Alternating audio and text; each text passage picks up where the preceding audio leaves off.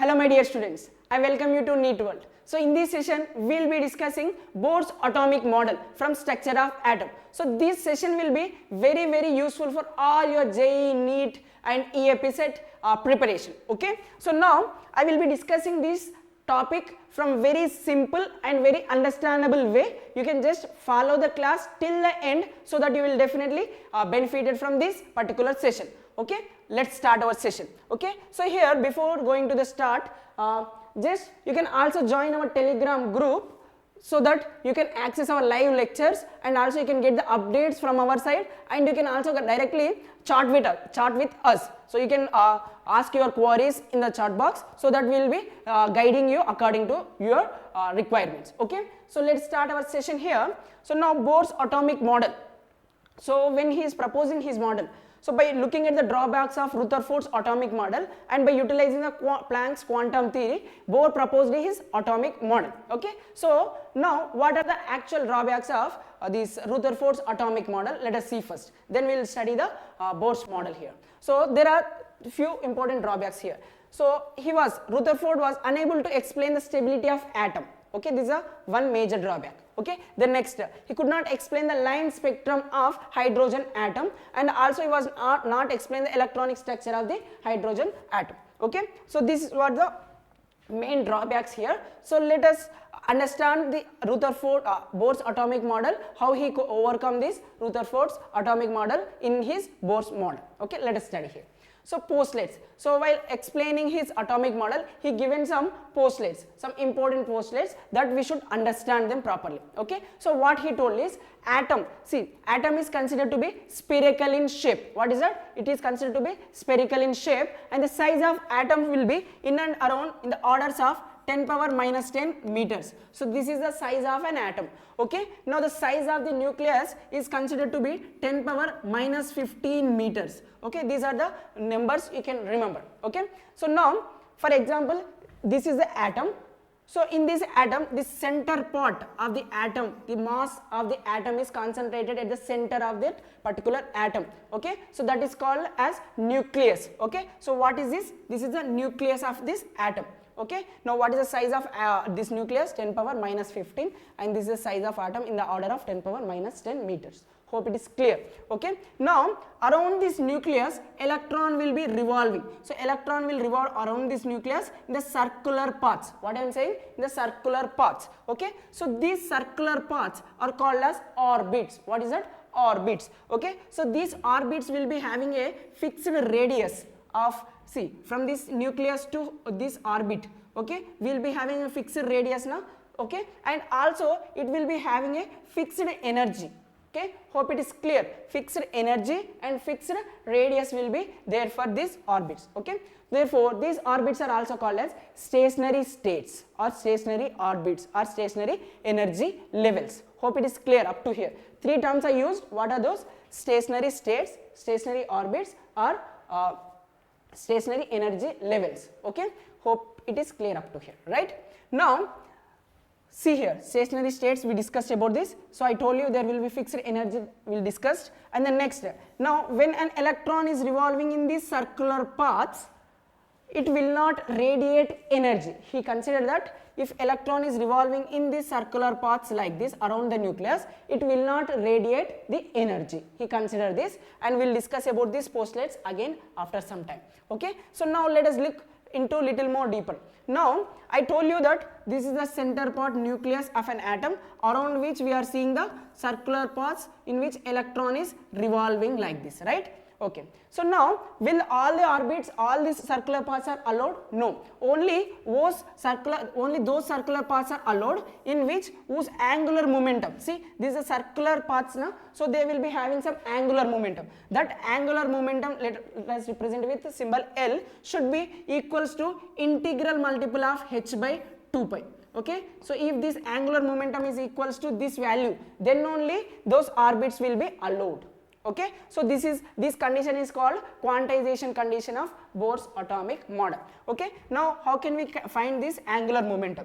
Let us say this is the center, okay, and this is the orbit in which electron is revolving, right? Okay, so now electron will be revolving with some velocity v, right, with velocity v, and it will be at a distance r, means radius r, and electron will be having a mass m, right?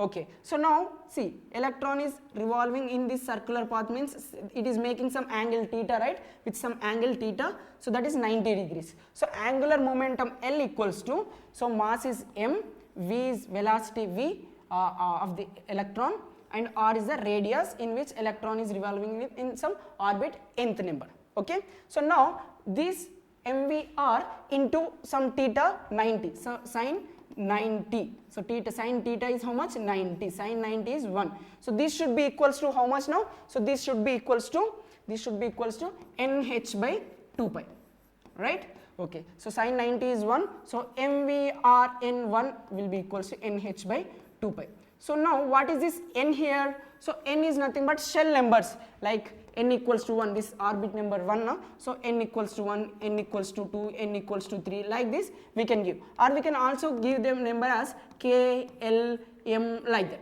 Okay, so what is n here? That is a positive, like integer value, like n can be 1, 2, 3, 4, so on. So it cannot be like fractions, okay, it can be 1, 2, 3, 4 like this only. And one more thing you should remember, so these n values we can also call it as principal quantum number, which we have studied about this in the later cases, okay, and we can also indicate them as k, l, m, n shells, okay, these are shells, okay. So these are the things you need to remember. Hope it is clear up to here. Okay, so let us discuss few more things about Bohr's atomic model. Let us number this as star equation. Okay, this is a star equation which is very, very important. Now I told you that when an electron is revolving around the nucleus in the circular path, it may not be radiating any energy. We have discussed that was the assumption of Bohr model, right? Now he also told, if in case electron which is present at one nth level, if it absorbs some energy, what happens? If it is radiates some energy, what happens? So this case scenario also he explained very nicely. Let us look here. So now let us say this is center, what is it? Nucleus. So here let us say here we have the electron. Okay, now this electron is absorbing some energy like this. Okay, so when this electron is absorbing some energy, if that energy is sufficient to excite from lower energy state to any of its higher energy state, okay, then the electron excitation takes place. What happens? Electron excitation takes place. The energy required for this excitation is called absorption energy. By absorbing some energy, electron exciting taking place now. So that is what absorption energy. So every energy will be associated with some frequency now. So that is called absorption frequency. And these also are associated with some wavelength, that is called absorption wavelength. Hope it is clear up to here, right? For example, here for excitation of electron from lower energy to this next level, from ground state to the first excitation state, let us say it requires 10.2 electron volt of energy is required. Let us consider. Okay, so if we supply this 10.2 electron volts of energy, which is sufficient, then only electron excitation takes place. If we supply only 9 electron volt, which is lesser than the required, the excitation will not take place. Hope it is clear. It requires we should supply the required amount of energy, then only excitation of electron takes place. If we supply lower the energy, it won't happens, right? Okay. Now if we analyze the energy, we will get one spectra, that is called absorption spectra. Okay. Now let us understand one more thing here. Let us say electron is present at the higher energy state here. Okay. Now it is falling into lower energy state. So higher energy state means here let us consider, and lower energy state means here let us consider. Now electron from here to here it is falling. Okay. So when it is falling lower energy state, so it can also emit some energy. So this emitted energy is called emission energy, and frequency associated emission frequency, and lambda wavelength as emitted wavelength. Okay. Now if we analyze this emitted energy, we will get emission spectra. If we analyze this absorbed energy, we will get absorption spectra. So from this statement, from this postulate, Bohr clearly explained the absorption and emission spectra of hydrogen atom. Okay, which was not explained in the Rutherford's atomic model. Hope it is clear, right? So emission and absorption spectra is explained from this postulates of Bohr model, which was not explained in the Rutherford atomic model. Hope it is clear, right? Yes. Okay. So now the energy between two energy levels, I mean energy difference between two energy levels, for example higher energy state E1 to ground state, like first excited state to ground state, let us say E2 minus E1 will give the energy difference. Energy absorbed or energy released can be calculated like that. It's just difference between the both higher energy minus lower energy state will give the energy difference, which is maybe absorbed energy or emitted energy depending upon the process. Okay, let's discuss few more things. Yeah, so these postulates is one of the important one. Listen here very carefully. So these postulates explain, this one explains the stability of atom, which was not explained by the Rutherford, right? So let us look here. So this is the center of the atom. What is that? Concentrated is nucleus is of the atom is concentrated at the center, right? So at a distance r from this, electron is present. Okay, we know nucleus will be having positive charge and electron will be having negative charge, right? So negative charge. So when both oppositely charged species are placed at a distance, so what happens between them? Attractive forces are present, right? So it means electron should be attracted towards the nucleus and electron should fall into the nucleus by following the spiral path, and should that atom should get destroyed. But atoms are existing very stable, right? They are existing in the stable manner. That's why we are having we are living like this, right? So if atoms are getting destroyed, so everything will be collapsed in the universe, right? But atoms are existing very stable, right? So why? What is the reason here? Why this electron is not falling into the nucleus? Why it is not attracted towards the nucleus completely? So this was explained by Bohr here. So what he told is this. When two opposite charges are there, so the attractive force we can call them as force of attraction, that is electrostatic force of attraction, or simply we can say in the physics terminology Coulombic forces, right? So it will be studied in the Coulomb's law of physics, right? So what is that? Coulombic forces. Or see, electron is here, nucleus is here, we can also call it as inward force. Let us say this inward force as F1, okay? Inward force is F1. Now you can take one rope, to the one end of that rope tie a stone, and the other end you can keep in your hand. Just keep on revolving like this, rotating like this. What happens if whenever you leave that rope from your hand? So what happens? That whatever the stone you have tied to the rope, so that will be goes away from you. So that is what the outward force. What happens? Outward force. See, when it is revolving like this, so whenever you leave that rope, what happens? It will goes away from you. So that is what the outward force. If this is the stone, this will goes like this, right? So that is what F2, which is outward force. Hope it is clear. Now this inward force is called centripetal force, and this outward force is called centrifugal force. Okay, so now if centrifugal force is greater than this centripetal force, what happens? Electron will move away from the nucleus, right? So which is also not the proper one to explain the stability, right? So now what happens is, when this F1 equals to F2, it means centrifugal force and centripetal force, both forces are balanced here. Inward and outward forces are balanced. In that case, what happens? So electron will be lies in this state only, and electron will revolve in this circular paths like this, right? Hope it is clear. So it will not goes anywhere from the center, right? So now what is the Coulombic force from the Coulombic force of attraction? That is what in the physics you will be studying. Force of attraction equals to K or K you will be writing, or in the physics you will be writing it as F equals to 1 by 4 pi epsilon naught K1 K2 by R square. This is what the formula you will be writing, right? So now let us use that formula here. F1 means Coulombic force and attractive force now. So this is a constant now, let us say K. Okay, so K into what is our Q1 Q2? Those are the charges. So what is the charge here? We have nucleus having atomic number Z, which represents number of protons, and each proton will be having charge of E. Okay, so Q1 is nothing but ZE. Okay, now Q2 is nothing but charge of electron, let us say indicate symbol with E. So we know that electron and proton will be having same charges, I mean same magnitudes, but opposite signs, right? So that's why I am writing ZE into E. So we can write it as ZE square also. Let us write in the next step. And R represent the radius from the center of the nucleus to this electron. So R, which is present in the orbit, let us represent orbit number n. Hope it is clear. And Rn square, this is what we are writing, right? Then next one more force we have, centrifugal force. So that is how much centrifugal force formula we have now in physics, mv square by Rn. This is the formula we are writing. Hope it is clear. What is this? Centrifugal force. This is centripetal force, inward outward forces. Okay, so from this, what are the common points here we have? So here R, here also R. Okay, so we can remove one R from here, right? So this one, R square I am removing. So we are having V square equals to Z E into E square I am writing, okay, by Rn into m is a mass of electron. So let us keep this formula aside for some time. Okay, so now consider this equation as 1. Okay, we will discuss about this in the upcoming slides.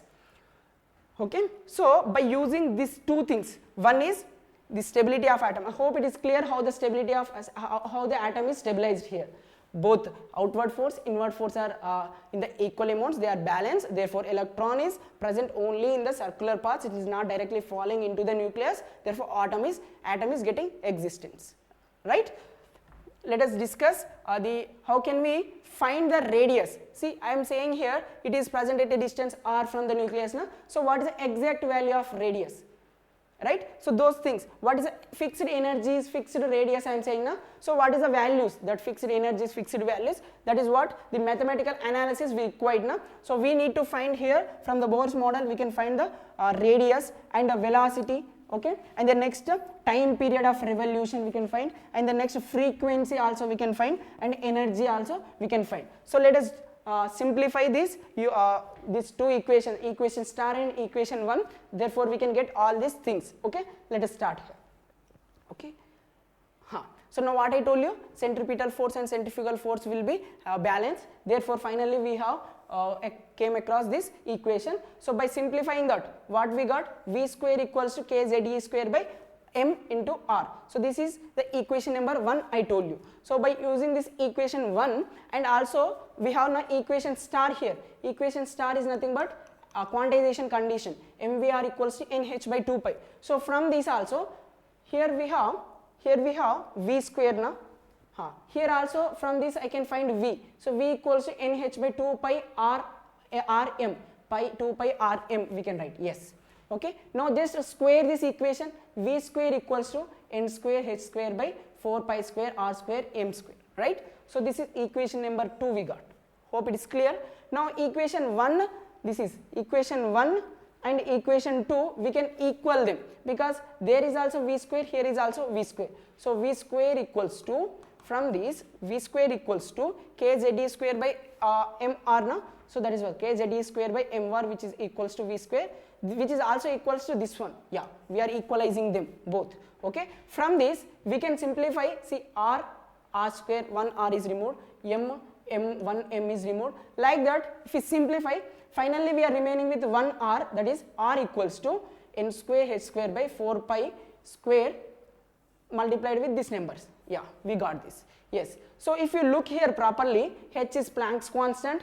Mostly there are many constant terms are there. So just keep the constant terms here. What are the variables here we have? Variables are n, principal quantum number, that is n, orbital number n, multiplied, which is multiplied with n, some constant into, what are the variables here we have? N square, and in the denominator we have z, represents number of protons, that is what the atomic number, z. So this is what we got. Okay, so what are the other constant here we have?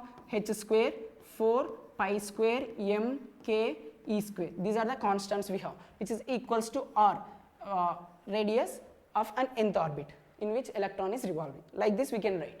Okay, so by substituting all these constant term values, h means Planck's constant value, all these things if we keep, m is the mass of electron, by putting all the values and simplifying this, we will be getting Rn equals to 0.529 n square into z, n square by z angstroms. So this is a formula for finding radius. Okay, so this is the formula we got. Okay, hope it is clear up to here, right? Okay, so what is the direct formula we got? So by simplifying this, we got this value, and this is the final formula we have came across, right?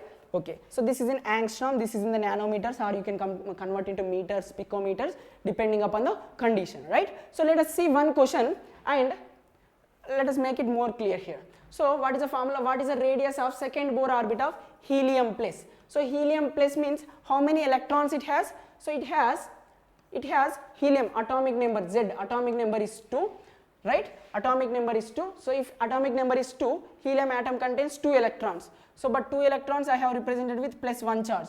It means 1 electron is removed. So remaining only 1 electron. So it having only 1 electron. So why I am saying how many electrons here? Because Bohr model applicable only for single electron systems, single electron species only. So it will not be applicable for helium atom. It will applicable for helium plus hydrogen atom, because 1 electron, lithium plus 2 but not lithium.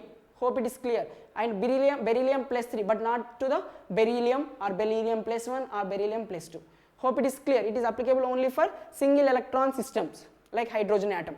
Hope it is clear. That's why electron should be always considered to be having only 1. Okay. Now what is the n number, orbital number they told, orbit number they told, n equals to 2. Yes, we are almost done. So just use this formula, just now we have seen now. So R2 of second orbit of helium, they are saying R2 of helium plus equals to 0.529 now. So just for simplification I am writing 0.53 into n square, 2 square is 4. Okay, Z value is how much? Atomic number is 2. Yes, that's it. So this we can say 2 times, so we can get 601. Yeah, this is the value of radius of second Bohr orbit of helium plus atom. Okay, so like this we have to calculate. So I hope everything going well, right? So till here we have discussed about the radius part now. So we need to find velocity, energies, all these things now. So that will be in the upcoming next session. So you can follow that video also. Okay, so hope everything going well. So just do not stop it here itself, just takes a few minutes of break and you can join the you can watch the next part of this Bohr model, where I have explained everything of the remaining part about this Bohr model. So thank you for watching.